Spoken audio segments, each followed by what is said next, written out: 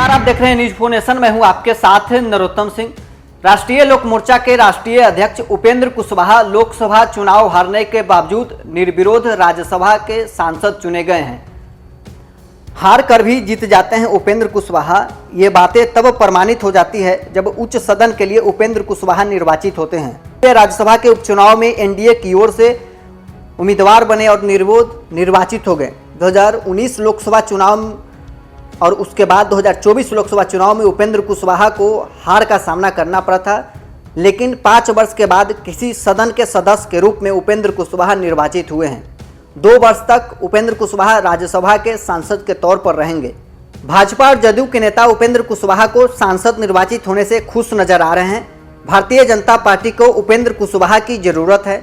BJP ने कहा कि उपेंद्र कुशवाहा स्थापित नेता हैं, लंबे समय से संसदीय जीवन में हैं। अरे देखिए, हर व्यक्ति, उपेंद्र जी स्थापित नेता हैं। उपेंद्र जी बहुत दिनों से संसदीय जीवन में हैं और कहीं न कहीं लोगों के बीच रहकर उन्होंने काम किया है।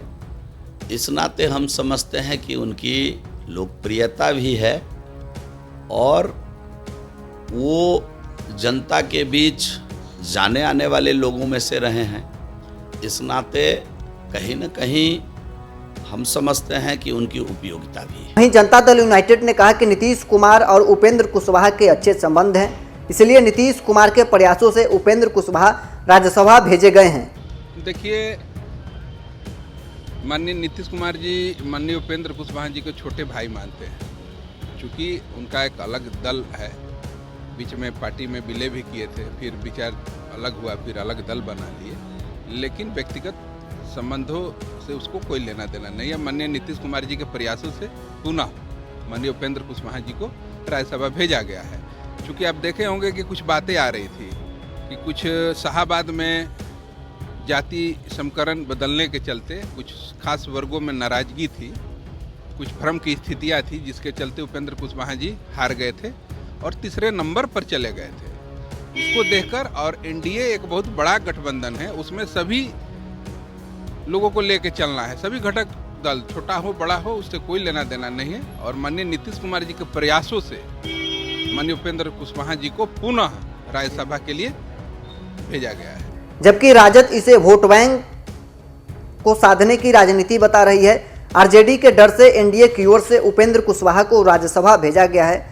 लालू यादव ने कुशवाहा समाज को टिकट दिया, इसी का साइड इफेक्ट है। देखिए, बीजेपी की नज़र, एनडीए की नज़र कुशवाहा बिरादरी के वोटों पर है।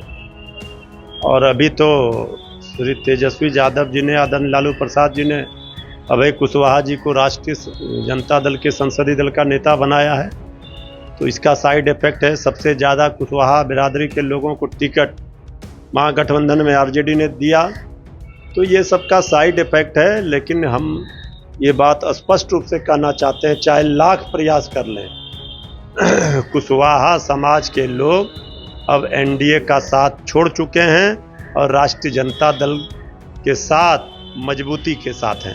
वहीं राष्ट्रीय लोक मोर्चा ने कहा कि उपेंद्र कुशवाहा बिहार के राजनीति के ध्रुव तारा हैं, उनका एक अलग महत्व है।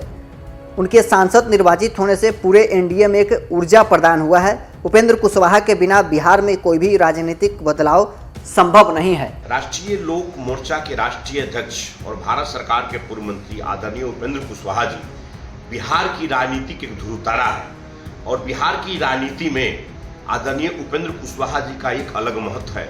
सामाजिक न्याय का चेहरा और लोकतांत्रिक मूल्यों पर राजनीति करने वाले आदरणीय उपेंद्र कुशवाहा जी अभी राज्यसभा का सांसद निर्वाचित हुए हैं और उनके निर्वाचन से पूरे बिहार में, खासकर एनडीए गठबंधन में एक ऊर्जा का स्रोत हुआ है और खासकर जमीनी कार्यकर्ताओं के बीच एक नया संचार आया है कि हम कार्यकर्ताओं के मसीहा आदरणीय उपेंद्र कुशवाहा जी पुनः एनडीए की ओर से राज्यसभा में सांसद चुने गए हैं और वो भी निर्विरोध। इसलिए बिहार की राजनीति में आदरणीय उपेंद्र कुशवाहा जी के बिना कोई भी सामाजिक न्याय का बदलाव संभव नहीं है।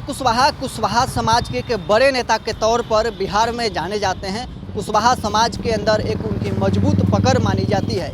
यही कारण है कि जब वो आरजेडी के गठबंधन से 2019 में लोकसभा के चुनाव लड़े थे तो उन्हें 5 सीट दिया गया था, और जब 2024 के लोकसभा चुनाव वो एनडीए की ओर से लड़े और काराकाट से हार गए, करारी शिकस्त का सामना करना पड़ा, तब उन्हें राज्यसभा भेजा जा रहा है। आगामी जो बिहार में विधानसभा चुनाव होने हैं, इसके मद्देनज़र अगर 5,000 और 10,000 वोटों भी अगर प्रत्येक विधानसभा में वो लाते हैं तो एनडीए के जीत में कारगर साबित होगा। उपेंद्र कुशवाहा 2 वर्ष तक राज्यसभा के सांसद के तौर पर रहेंगे। 2026 में उपेंद्र कुशवाहा का कार्यकाल वो पूरा हो रहा है। 2025 में बिहार में विधानसभा का चुनाव है। विधानसभा चुनाव खत्म होने के कुछ ही महीनों के बाद उपेंद्र कुशवाहा के जो कार्यकाल है वो खत्म हो जाएगा।